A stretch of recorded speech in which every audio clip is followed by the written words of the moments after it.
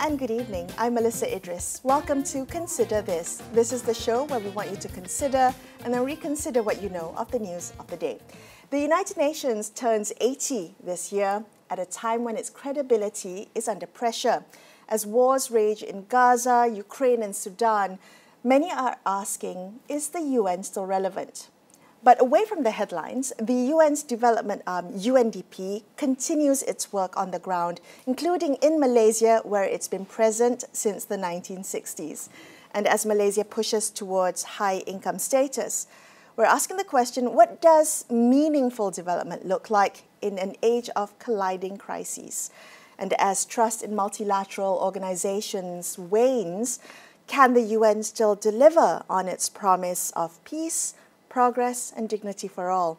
Well, here on the show to discuss all of this further is UN Assistant Secretary General Kanni Wignaraja, Regional Director for Asia and the Pacific for UNDP. Welcome to the show, Kanni. It's good of you to join me. It's nice of us to have this in person. We've had multiple online interviews before, but good to speak to you in person. Lovely to be here, Melissa. Let's take a look at Malaysia. Like many countries in Asia, we've gone through many changes, many phases, cycles of development. We've seen tremendous progress over the past few decades.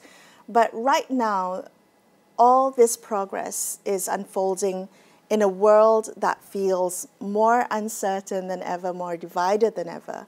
From where you sit, Kanni, what do you think is most at stake for Malaysia right now? Well, I think there's a lot at stake. I do think that Malaysia is handling this, addressing this wisely, which is not to get overly excited in short-term decisions, but to be reflective on what Malaysia wants to be. And you had mentioned the drive to be a high-income economy.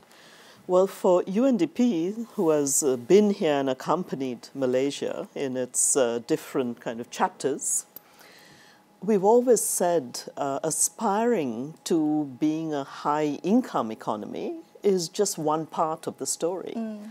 And certainly for us, we want to see Malaysia as a high well-being for everyone economy. Now, of course, for good well-being for everyone, you've got to have a good income, but it's not enough. Are people really, do they have that sense of purpose? Do they have choices? Do they have opportunity? So our indicators from a human development perspective are much broader and maybe more ambitious than only improving income. Now, I do love that the vision for what development looks like is shifting. But when you talked about looking at long-term, often policymakers can get stuck in the short-termism of decision-making or policy-making. Is it more difficult today, given the election cycles, given the short-term nature of politics, to convince policymakers to invest in the high well-being nature of development? It is more difficult. One can't sugarcoat that. At the same time, we have to remain hopeful that leaders, but also our people, right? Communities, young people, just say it's not enough to live by election cycle, and to demand more. But you can't just demand, you've also got to give. Right. And that contribution is something, you know, in UNDP kind of terminology, we would call that capability. If you've got a capable set of institutions, people who really are empowered to make their own choices in responsible ways, then you look beyond income and you look at not just what's good for self, but what's in the public interest. And why do these two things have to be at conflict with each other, right? So the whole idea is to go for a win-win. What's good for me is also good for you and is in our shared interest. So coming together, and especially in today's world, yes, there would be some compromise, including globally, but it's not a negative compromise. And this is for the UN and UNDP. This is why when you said, the relevance of the UN is being questioned, remember that's the one place where every country has a seat. You could be the tiniest Pacific island, or you could be one of the wealthiest, biggest economies in the world, and you have a voice.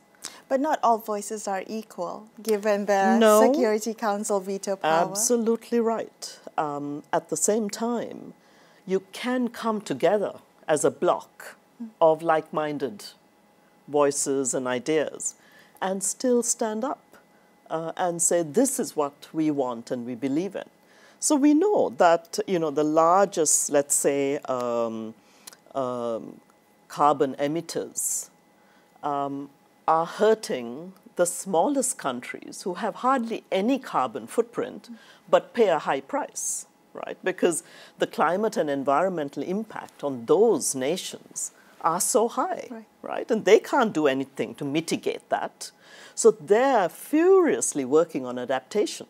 Who's going to pay for that? So climate is just one area, and then you look at conflict and see the damage it is doing to communities that are not the ones. Can I ask you, from your perspective within the UN, Yes. I'm curious as an outsider to understand, and your observation over the years, are you seeing a stronger collective voice from the countries of the global south? Is that strengthening? Are you seeing more movement, more kind of collective power within the UN? I think like many other patterns, it ebbs and flows. Okay. It's not a consistent, it's not a straight line. Probably you see it around specific issues.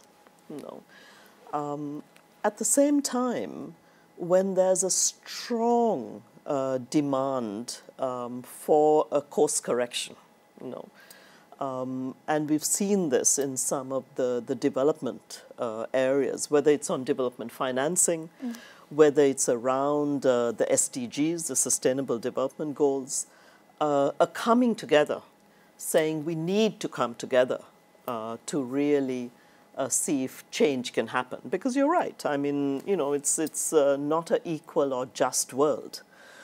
So you're stronger in numbers, right? So you do see that. Right now, there's a lot of shake-up. Wow. But I do feel that countries will find themselves back in looking at whether that could be neighborhoods, ASEAN, regional, for example, right, coming together. Or it could be around a particular issue that they all need to stand together on. And that a good example is, in fact, climate action. Okay. Coming to the UNDP, you have been present in Malaysia since the 1960s. It's a long time to be in, playing a role in Malaysia's history, Malaysia's development.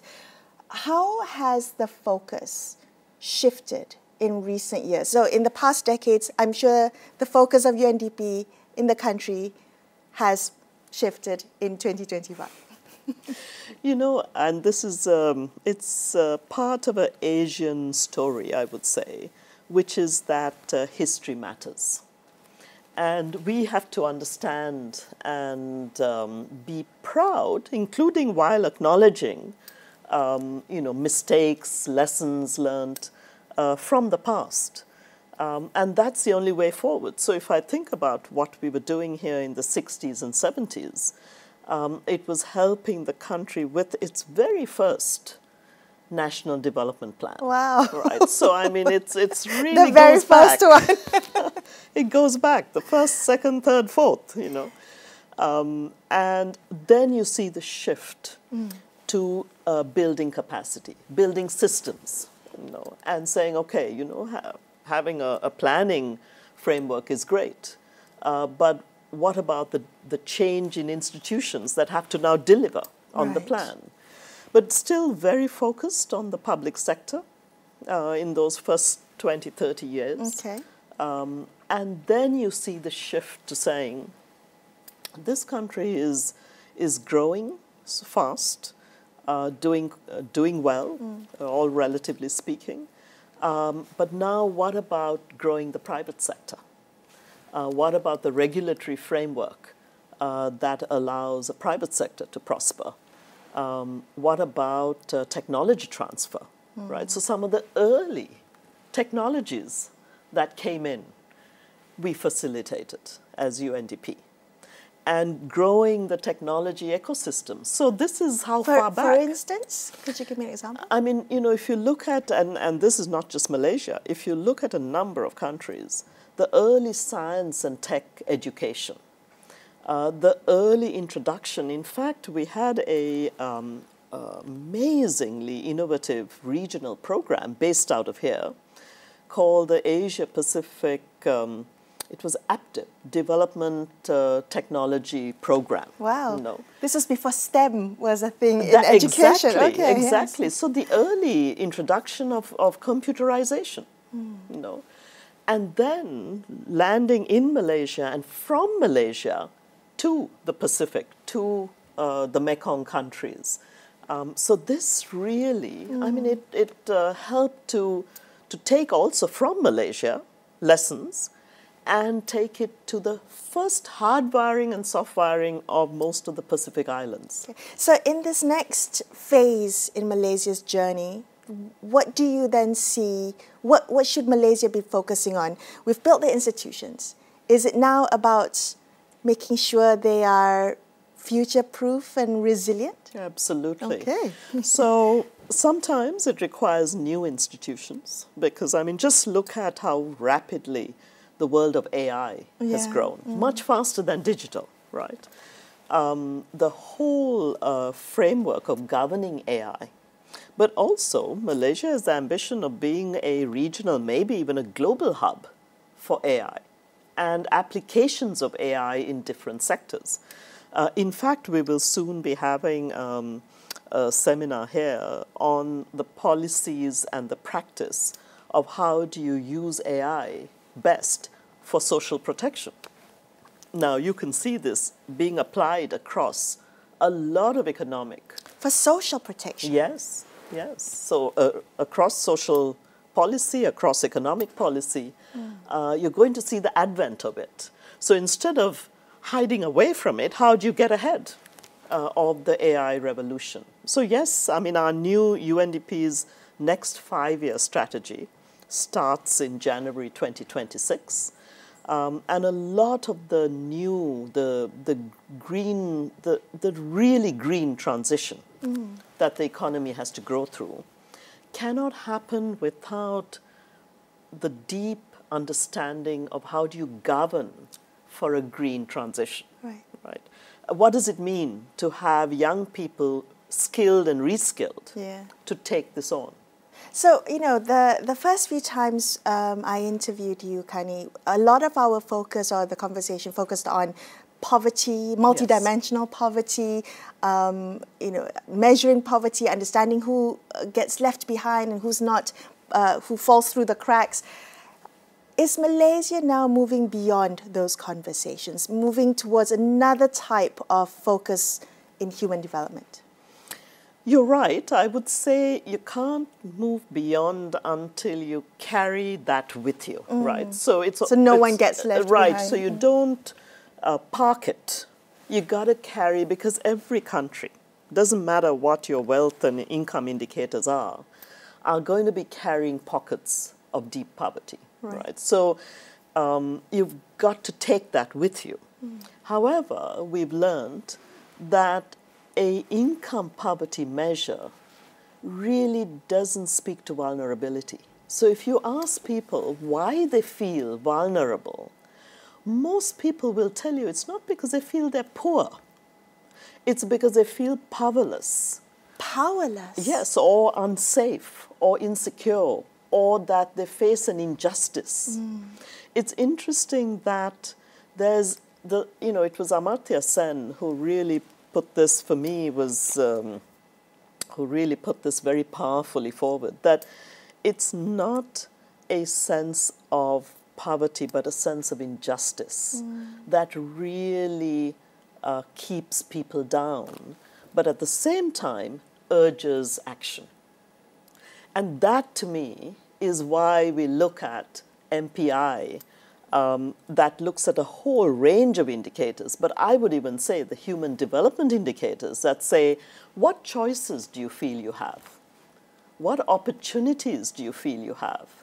These measures that ask whether a country, a nation, feels well, that to me is, if we're doing our job right, that's the work in this next stage that UNDP will accompany the country on. If I may take you off on a tangent, just because I'm so interested in the multidimensional poverty index, and I want to look at the global measure of that, because it's been about 15 years since it was first launched. Yes. And I'm curious to know, in all this time that you've been tracking the data and analyzing these trends and how we understand and address poverty and all its deprivations, what have been the trends and observations that you have tracked over this past 15 or so years about the way multidimensional poverty has changed? Has it changed at all? Or is it rooted in the same deprivations? So the good thing is that the global MPI, it sets a standard metrics. However, every country then must take it and adapt it to its own culture, right? It's almost like the way cuisines develop. You got to, the taste has to be your own, local, right? yes. So, I mean, it's really important. So I would say if you just look at a global trend, you do see that income poverty overall has come down, right? So, and a lot of that has actually been, in our region, is India and China, right, who've brought down in large numbers income poverty. So now the averages start looking good, right?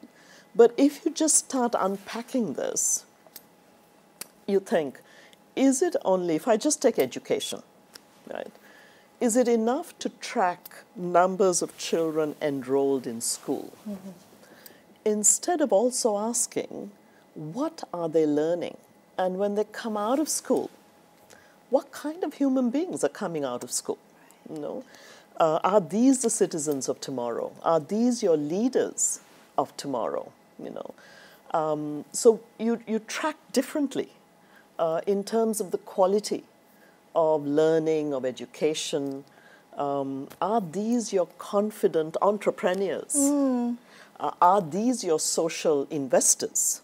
You know, are they going to give as much as they take? So that's just on the education side. Same with health. We realize that, you know, when a country grows richer, they also, your nutrition standards shift, right? You take on more non-communicable diseases. Yes, right? yes. Obesity rates go up. Rates go up. You know, heart condition goes up. So it's, you've got to start looking at many more. Multidimensional is the word. Yes. Right. So I know you like this one. I because do like this one. I remember 3 years ago you asking me, and maybe even, you know, before. And something UNDP is now working on with government is to unpack the MPI for Malaysia.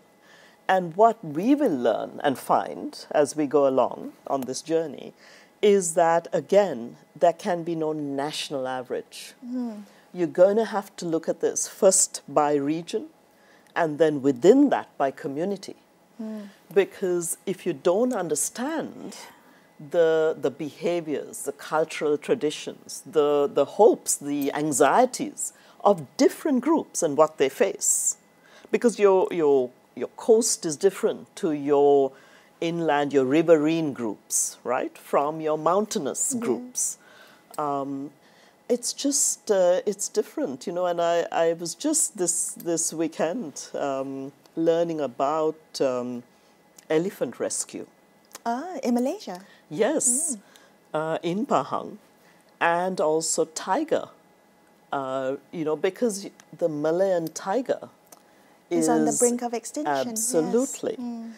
And you learn how much we are like in these kind of species, as a species, that we've got to look at metrics that work. You cannot use the metrics for elephant with tiger. Oh, yes, okay. Right. Yeah. So it's you've got to look at different groups and find metrics that work with them going forward.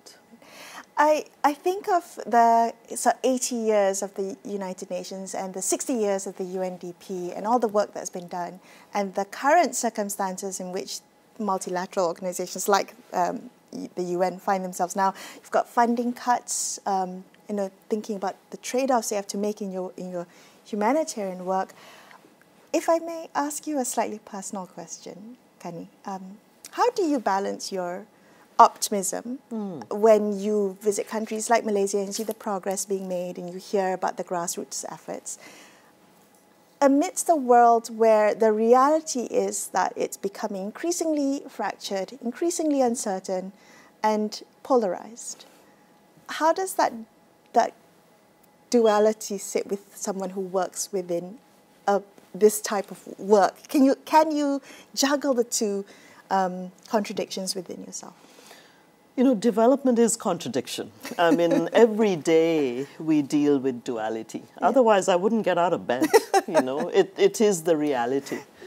But it is true what you say, that this current moment is challenging. It's really tough.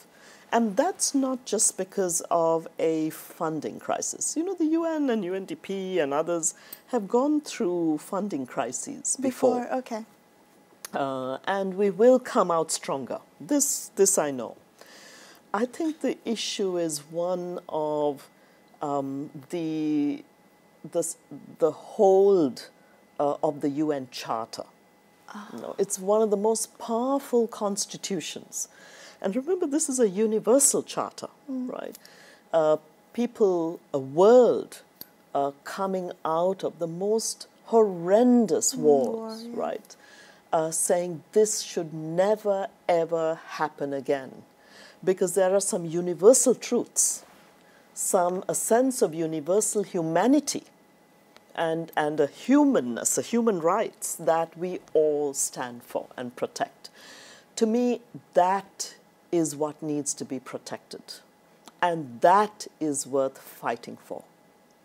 So that is not something we will ever give up on, and it cannot be taken away. And people can cut funds, we will find the funds. And in fact, if I look at many regions of the world, particularly in developing countries, the biggest contributors now, increasingly, I mean at the margin, right, the increase is coming from developing countries investing in UNDP to walk their journey with them. Wow. So if I look at Malaysia, the money is coming from Malaysia, for Malaysia, with UNDP.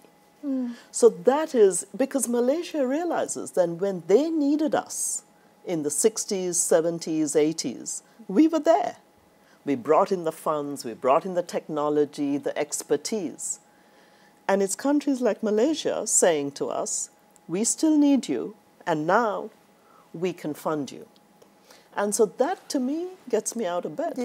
Yeah, it's a lovely vote of confidence for the work that you do. Absolutely. Kanni, thank you so much for being on the show and being so candid and open, sharing your insights to this. Thank you. Always lovely to talk with you. Thank you, Melisa. Thank you. That's all we have for you on this episode of Consider This. I'm Melisa Idris, signing off for the evening. Thank you so much for watching. Good night.